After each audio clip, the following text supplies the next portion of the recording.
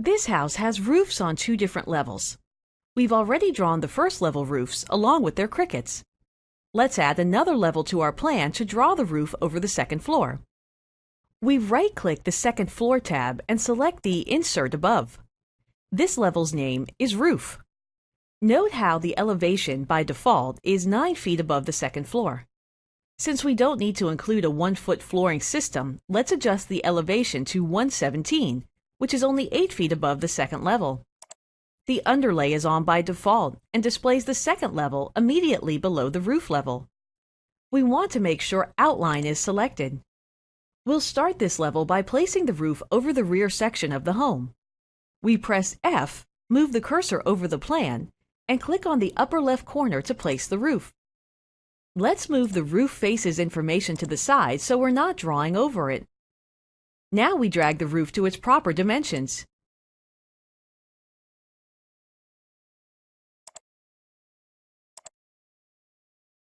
Next, we double-click the roof to see the Roof Properties window. Change the roof type to hip.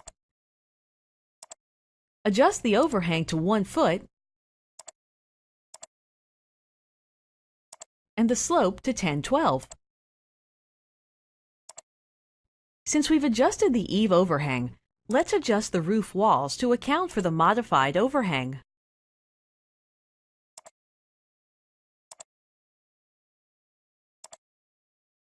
Now we'll place the front roof on this house. This roof intersects with the hip roof to the back. Let's press B to activate the square brake tool, then move the cursor over the intersection of the wall and the rear roof and click the left mouse button. As we learned in a previous lesson, we make very sure that we press and hold the Control key while we drag the new roof toward the front of the house and stop where it snaps.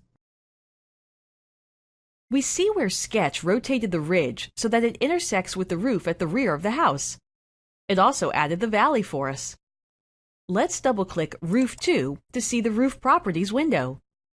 We see that the roof type is hip and that the hip is on NC only. Let's change the slope to 412, then click Away. Let's turn off Outline and look at our plan in 3D.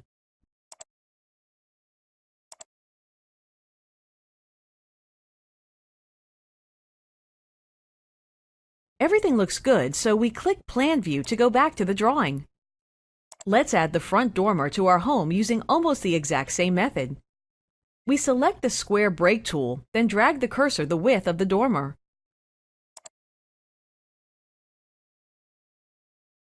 Holding the Control key, we drag out the roof until it snaps to the bay window. When we double-click Roof 3, we see that this roof has copied the type, overhang, and slope of Roof 2.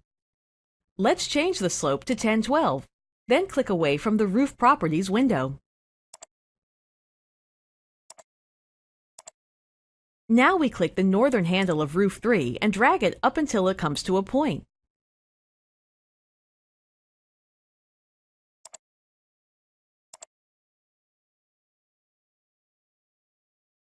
Let's take another look at our 3D view.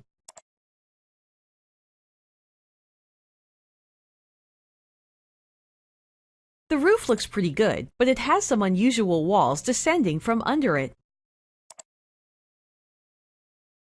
When we click the All Levels tab, we can see that the right angle walls of the dormer do not align with the oblique angle walls of the bay windows.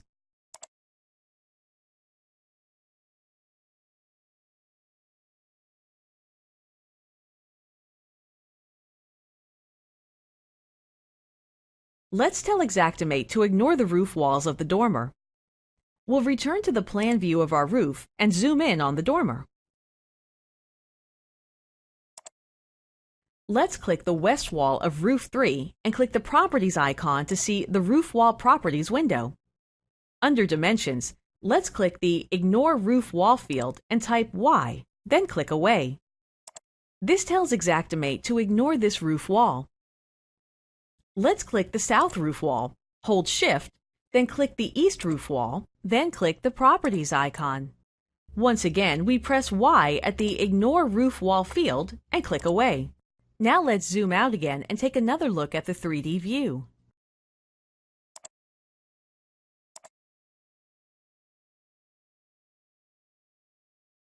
When we click the All Levels tab, we can see that the south roof wall of roof 2 overlaps the bay window.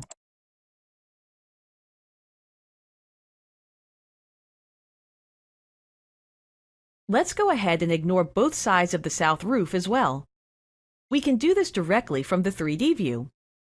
Let's return to the Roof tab, then click the south roof wall and click the Properties icon. We may have to use our scroll wheel to zoom out and see this icon. When we set the wall to be ignored and click away, Xactimate no longer shows this wall. We can use this feature to improve the appearance of all levels for our sketch.